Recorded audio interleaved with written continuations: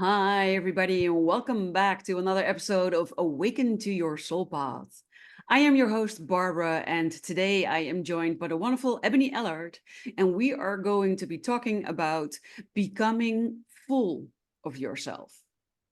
Yes, you heard that right. I said be full of yourself. What that means and what you are probably thinking right now is what we will be talking about in today's episode. So, thank you so much, Ebonie, for joining me today and talking about this topic.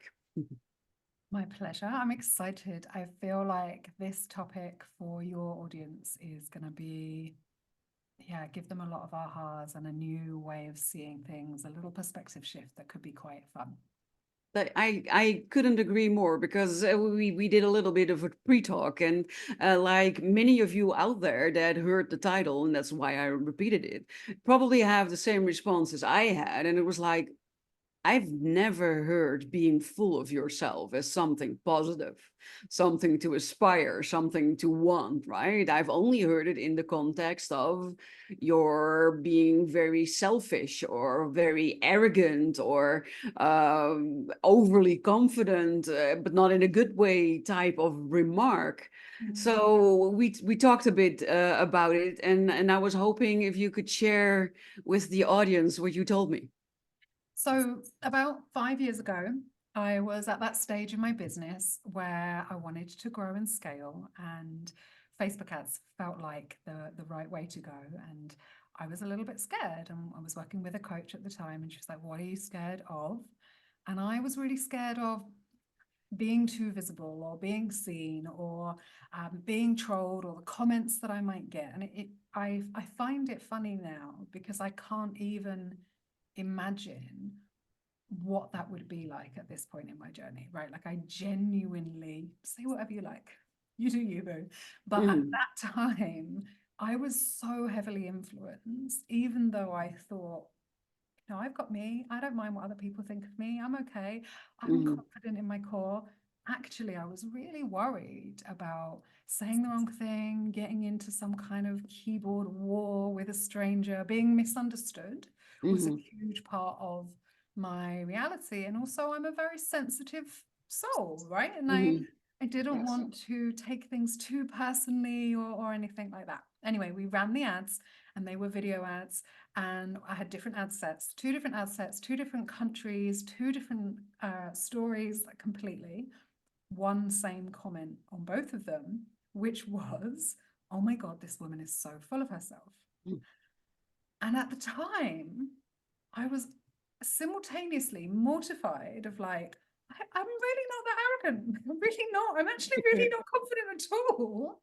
And simultaneously, like this other response inside me of like, who else am I supposed to be full of? Like, what an odd insult that we have, right? Like, Mhm. oh, you're so full of yourself.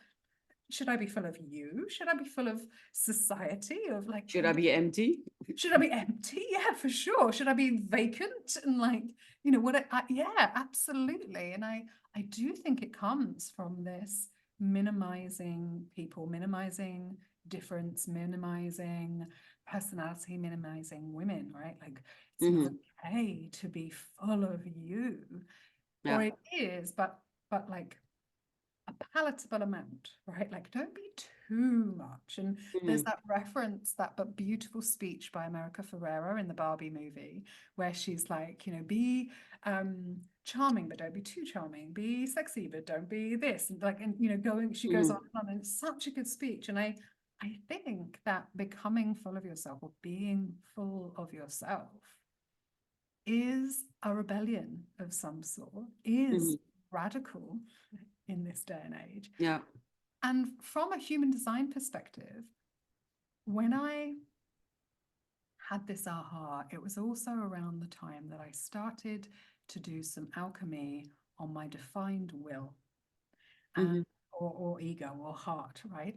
And I really came to understand that also becoming full of yourself when you have a defined will and when you are a woman, especially, or this does apply to everybody, is really difficult because I have spent my whole life reining it in, right? Trying not to be Me too too. much. Yeah. I'm also a defined ego center, and I've always heard, oh, but you're too much this, or you too much that, or can't you be more like this, or can't you do more like that? And that's a big part of why I felt that there must be something wrong with me.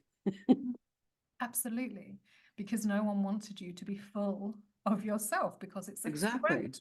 When you are full of yourself, it is a threat, right? In the same way as for so many years, and I think this is still a thing, I'm just not in circles where this happens, where people say, oh, you're probably single because you're so intimidating, right? And so again, what that does is it makes people go, oh, I must be less. If I am less, then people will find me Yeah. attractive or Or palatable. you're an attractive woman in her 40s and you are single with no children. What's wrong with you? Yes, essentially, Right? you are too much, right? And Yes. you know what? For some of the women of that age, of that nature that I work with, they are. Because, and what I mean by that, again, controversial, is that they are doing both sides of the relationship, right? Like they have not left space for receptivity because they're also being full of somebody else as well as themselves, right? Like they're doing all of them and then all of the other stuff that they'd actually really like somebody else to come into their world and do or be. I But see this a lot with women who work in a male-dominated environment. I saw this a lot in the management world, in the IT world, but I also had I didn't find it a pleasure of meeting a female realtor. And most all other realtors here are men, and at the IT world, most other managers are male. So I saw the same type of behavior in both of these women. Is where they literally wear the pantsuit, right? It's where they are extremely masculine and very action oriented and blunt and brute in their actions and their words and their energy, and it's sort of like they need to compensate for being a female in a male dominated world by being very much into their yang energy. Absolutely. And in my world and from my perspective, if that is your essence, if that is true, right? If it isn't an overcompensation, but it Yeah, really if it's is your like your real self. essence, yeah. If you are full of very, if you're a manifester, if you are like whatever, if you've got a lot of this kind of Yes. yang go energy, absolutely perfect. You're probably going to attract or want, in reality, if you want a sparky attraction polarity based relationship, a man who is more yin, or if that's your thing, or a partner who is more yin. Yes. And I also, in the way that I work, it's okay not to want a polarity based relationship. It's okay to want a harmony based relationship. And masculine and masculine energy does not create a harmony-based relationship. It creates a territorial, a Yes. competition-based relationship, My right? dick is bigger than your dick. Yeah, and no one can win, right? Like Yes. if we even take it away from my dick is bigger than your dick, and we go into like the essence of masculinity is I did good, and the essence of femininity is am I safe, right? Am I safe? Am I safe? And so if we've got two I did good, there's no one to give yes, right? There's no one to if we have too much warrior energy, there's no healer energy, there's no one to Yes. nurture the warriors, and that's fine, but it's probably not the relationship you want. No, exactly. No, there needs to be a balance. Everything is always in balance. You cannot have day without night, sun without moon, ebb without flow. So you cannot have yin without yang. That's just not possible. That is why the symbol contains the yang within the yin and the yin within the yang. That's why it looks that way. And it's a very interesting thing indeed, because it's from when we look at where does this come from, I think it comes still from the times where women were just meant to be pretty and to be looked at, and where the men were doing all the work, and the women just could not even do housekeeping, right? If they were of royalty, then they would have maids and stuff. So their only job was to learn how to sew and needle and, well, womanly things, right? Where they need to be dainty and elegant. And that is, especially when you are a manifesting woman or a manifesting generator woman, not who you are. But that is what is expected of you, and that cannot do anything else than give friction, right? But 100%. Can you imagine not being able to use your sacral fire, or not being able to use that urge, right? Like, what would, yes. like, that's, and so becoming full of yourself is really about learning your essence and embracing your essence and letting it be. And more importantly, and this is something I talk about quite a lot in my work, shifting self-love. Like, we've heard a lot about self-love, right, in our industry for a long time. Shifting self-love from self-approval to self-acceptance. Most people, when they are talking about self-love, I need to love myself a little bit more. I would love to learn how to love myself a little bit more. Can you help me love myself a bit more, right? What they actually mean is, can you help me meet the criteria that I have set or I have learned that will allow me to approve of myself? Which is not the same as universal love, as acceptance love. No. At all. And so that means, when we are looking to make more money, but we are only available for a lot of money and not available for none, then we can't receive it, because you can't take one end of a spectrum without the other. You need to take the whole track, right? Yes. Exactly. Yeah, that's indeed a very interesting point, right? Because we have preconceived notions about how things are supposed to be. I call them the rules, the bullshit rules of life. And there are preconceived notions about what certain things mean, or what certain actions could mean, or how to be seen, how to be literally as a person. And we take that over most of the time as truth, without checking in with ourselves. Is this true for me? 100%. One of the things I say to my clients all the time: assumption or fact? Yes. Is that a story? Like, is it, I work with Pies, Pies. He is physical, or the data and the facts. I is intellectual, or the story that I'm telling myself. E is the emotion, or what I'm feeling, the sensate. And S is spiritual, and or like, what do I want? What is my ask here? And I help people to break it down, because what I've found for a lot of neurodivergent folk and a lot of highly sensitive people, we have all of those four get smushed together, or there's some kind of synesthesia within the operating system, which means that it's actually very difficult for us to separate the fact from the story, from the feeling, from the desire. It all happens all at once. And so one of the big things that I do is to help people separate that out. And one of those first things is like, is that facts? And like, when I talk about P with Pies, I'm like, the facts that nobody would dispute. And the amount of times people still give me like a story version of the facts, I'm like, would the other person agree with that? Like, is that what happened? But that's the thing that I see happening so much. And it has been, I think, one of the most difficult things to learn how to deal with, because I am a very factual person. So I don't change the story. But I see so many people changing a story to something that didn't actually happen, and then running off with it, or justifying it, or using it to justify their actions, to sort of be okay with themselves, while when they were being truthful, they would have to admit that they did something less than stellar. And I 100% agree with you. And I have really learned, so Sun and Gate 56, as my dad would say, never let the facts get in the way of a good story. Now, I have had to learn about myself and embrace that I do not always remember facts. I remember feelings. I remember my version of events, right? Yeah.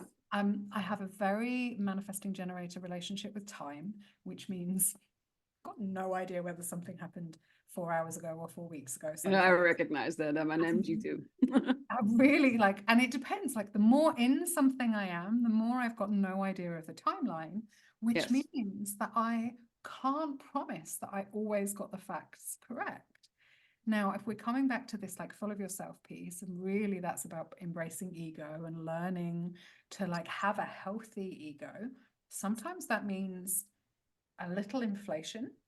Sometimes it means a little deflation, right? Sometimes it means saying, I may not have remembered this accurately. Tell me what you remember.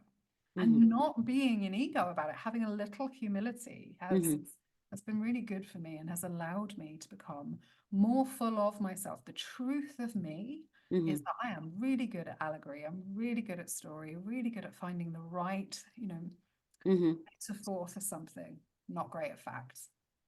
Well, you make a very interesting point, because I think it also depends on your definition of facts. Because when I hear you talking about the timeline, then I think I don't know which day it exactly happened or what hour or those types of facts. I don't know that. But I do know that you said it with a good intention, or that we felt this way, both of us together at the same moment in this event that we attended to together with absolute certainty, while later they pretend that it never happened, or that they were not taking part in something. So it's indeed the feeling things of the feeling side of things that I know for sure. I can sense when someone is lying. I can sense when someone is being truthful, even if their words say something different. 100%. And as my mother will never listen to this, I will share. And this is something I have in the same way as I have learned to accept about myself, that I will not always remember the facts that other people remember. Like, that's not an important fact, right? Like there's a hierarchy of facts in my world. My mother is somebody who rewrites history after the fact to make it work for her. Now, for her to become more of herself, is it fair for me to not, and for me to love her unconditionally, right? And caveat unconditionally, it's difficult unconditionally. We don't want to love people who hurt us, right? But there's different qualities of love. We can love and hold boundaries. Yes, I just wanted to say, I love my mother. I also haven't spoken to her for quite a long time, since the last time she completely rewrote history. And I am same not boat for that particular drama, right? Like I love her. I see her. I know that when she is being full of herself, sometimes she hurts so much. And the dissonance for her, the cognitive dissonance is so great that she has to rewrite the version of events so that she ends up in the victim and I am some kind of perpetrator. I am not willing to play that game anymore. I'm not willing to opt into that drama. So instead, I opt out by not engaging with it. Now, in that instance, she is being full of herself. I am being full of myself. And we get to live and let live, right? I'm very happy that you're sharing this, because I'm literally in the same mode. My mother is still working through her shadow patterns, and she is not aware of them. And she rewrites history in a way that I am not liking it at all, and it keeps hurting me. So I've indeed told her, I love you, and if you ever need me, I will always be there. But I cannot do this back and forth dance that we've been doing in this way anymore, because it's hurting me to a level that I am no longer allowing in my life. Yeah. And for me, my response to her is, can we agree to disagree? Can we agree that there are two truths here, that the way I remember it and the way that you remember it are nuanced and different, right? And in my brand and in my business, my book is Misfit to Maven. And this word Maven is an old Hebrew word. And it came actually to me in a dream. My grandmother brought it to me as the title of my book 11 years ago. And the book's now, and the course and everything is celebrating 10 years right now. And at that time, no one was using the word Maven. Now it's a popular word, right? People use it all the time. And they don't necessarily know what it means. But in its ancestry, it means an expert by experience and one who can hold more than one truth in the palm of their hand. And so for me, embodying and becoming Maven is really the ability to see her truth and my truth and allow them to both exist without causing pain. For her, she is still very much in a I am right. And for me, I have chosen happy. I often say you can be right or you can be happy. And for such a long time, I was like, I could be both. Turns out, no, I can be happy, right? And being happy sometimes means I'm not right. And that, again, has been a level of humility. And so if being full of yourself means being arrogant, and yet I have this level of humility that I'm willing to live with, again, these are two truths. Yes. Right? Yeah, and what I also saw is that when you have lived through certain things, I don't know what your profile is, but mine is the 6-3, so it's not an easy life, and lots of things have happened in it, and that means that you have certain experiences that have colored your world and have colored who you are, and you've had to do some healing and some growing and up leveling to become who you are, and that means that you have a certain outlook on things that probably is very different from most other people. And if you then speak from your truth based on your experiences, and someone who cannot go there, who cannot make that shift to think in that way or to see it that way, sees something like that or hears something like that, then you are the one that's being full of yourself. You know what's so wonderful about this? My mum is a 6'3". Really? Yeah. And I'm 5'2". And so I have this double projection field, right? Which means that when I'm talking with a 6'3" who has done that integration piece, right? Who is like owning that they're on the roof, that they have this experimenter part of them, that some of the things that they didn't work. And they can do that, right? Like, that wasn't so great. Then, yeah, for sure. But if you are a 6'3" who's still in like, pain and ever denial. done is perfect. What are you talking about? I don't make mistakes. And one of her favorite things to say to me is, we're not all as perfect as you, Ebonie. You know, that's such a bouncing off the projection field, right? Because that's not about me. Actually. Yeah.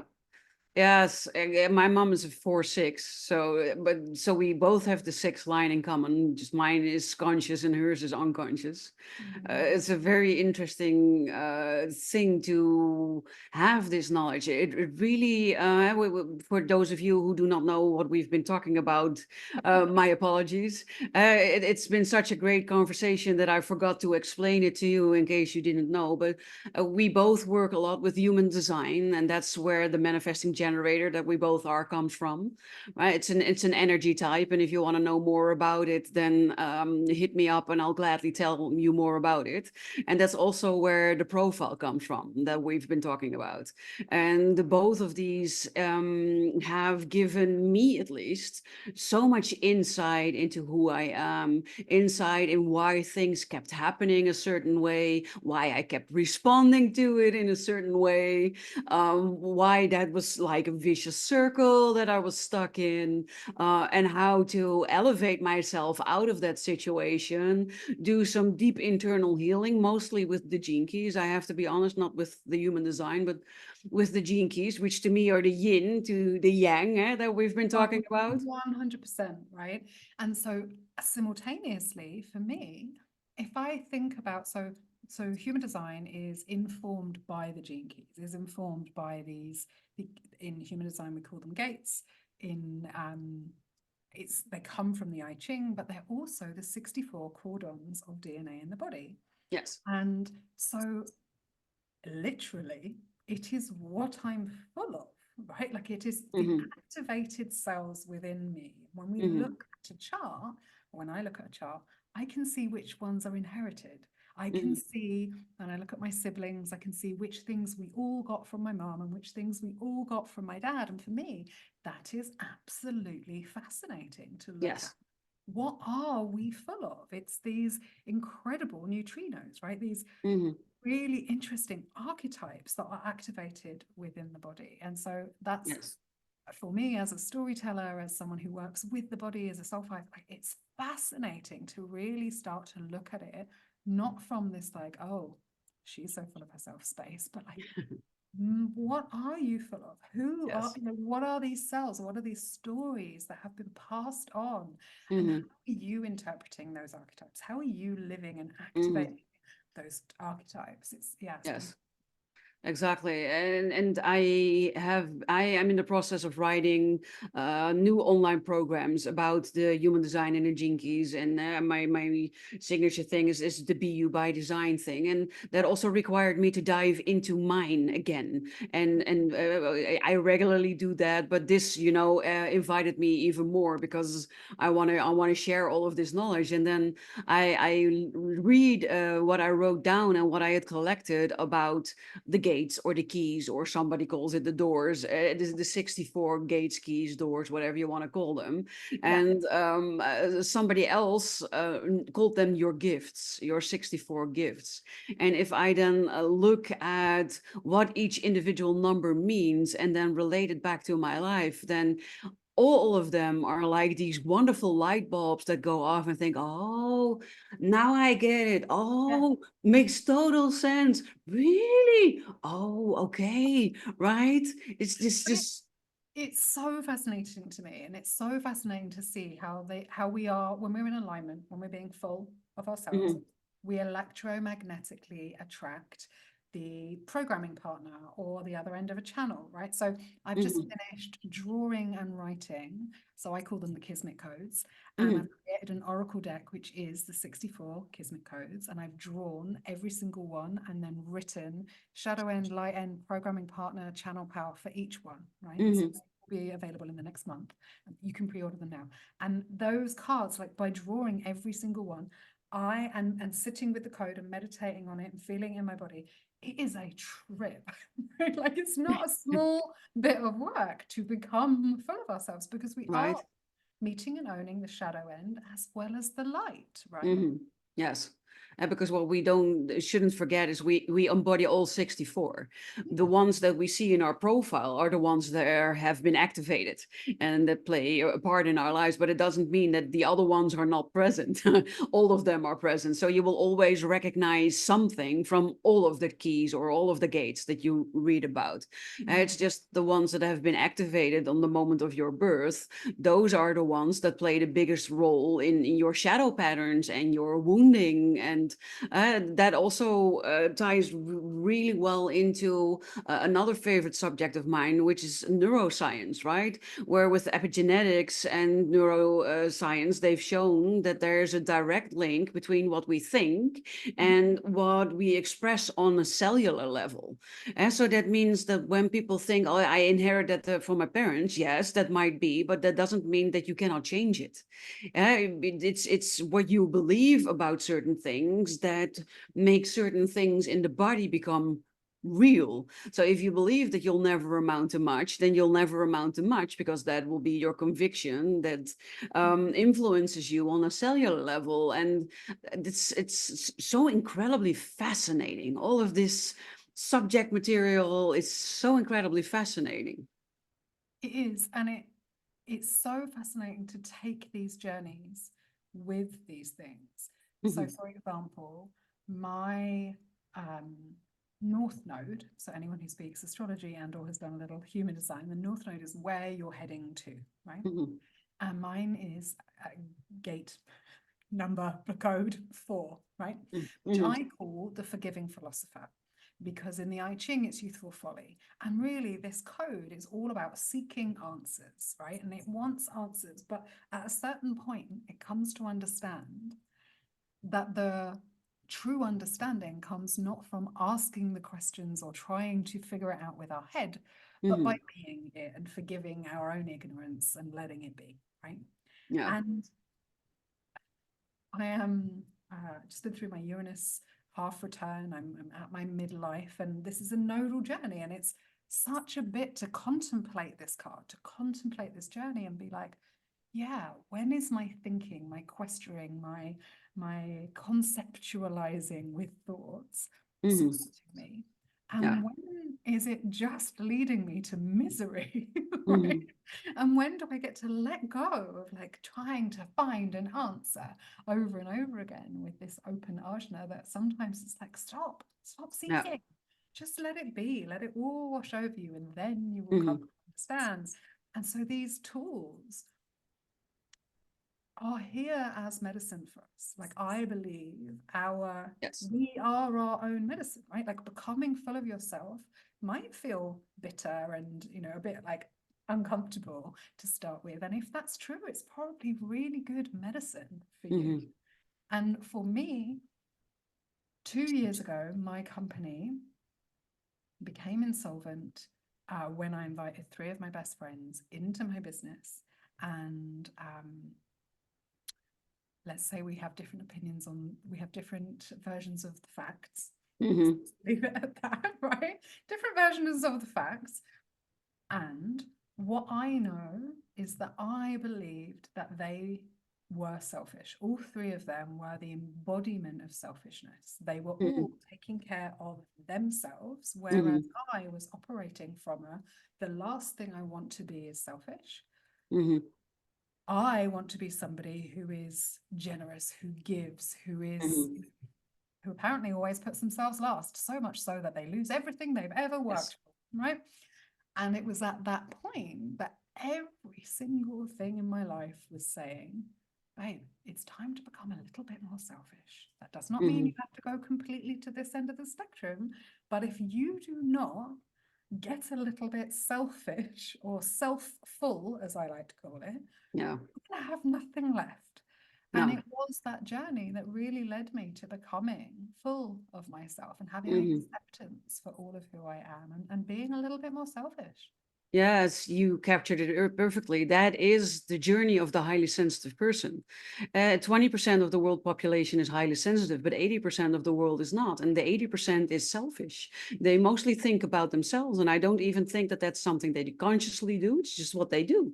And we think about other people first. We put ourselves last. It's one of our pitfalls. It's one of the things that we need to learn to overcome, as well as the limiting belief that thinking of yourself, putting yourself first, taking care of yourself, having healthy boundaries to protect yourself is selfish. And it's, for me, it's proper self-care. It's mandatory, especially in the world where most people put themselves first. There's nobody that's going to put you first if you don't put yourself first. So you need 100%. and 100%. Yeah. Sorry, go on. there's a huge difference between what people call selfish in the sense of egoistical to a point where it harms other people, or being selfish in the sense of protecting yourself, of filling your cup first, because you realize you cannot pour from an empty cup. Do you have cup gate door 27 in your chart? No. Okay. So 27, the is the victim for 27. The victim pattern for 27 is this victim of altruism, like wanting everyone else to be altruistic. And one of the things that I know, so it's my unconscious son, and I call it the considerate cup. And the affirmation that I have written with it is, whatever my cup is full of is what I pour. And I have come to understand that I am so incredibly generous. I am pouring from my cup constantly. But if what's in my cup is bitter and resentful and tired, then I'm pouring bitterness and resentment and tiredness all over everybody. And actually, that's really selfish, right? Yes. So I'm really learning that when I can't meet the world with generosity and love, kindest thing to do is stop. To walk away, yes. And that is a lesson I also needed to learn, and to just let people be who they are, because you come to a point, at least I have come to a point, and I think you have too, where you look at these things and you're able to see the hurt person that's acting from their shadow pattern, and then, you know, stand above it, because it's not directed at you. It's just their pattern playing out, and you happen to be close to it, or the one triggering it or something. But it doesn't say anything about you. It says everything about them. And that's something you hear a lot. It doesn't say anything about you. It says all about them. And that is very true. But this is why. Yeah, for sure. And there's two things in response to that. Like, one, many years ago, I watched The Matrix, the movie, and there's this Yeah. bit in The Red Matrix pill, blue where pill. all of the arrows are flying at Keanu, right? And he's slowing down time and like moving out the way and like catches one, right?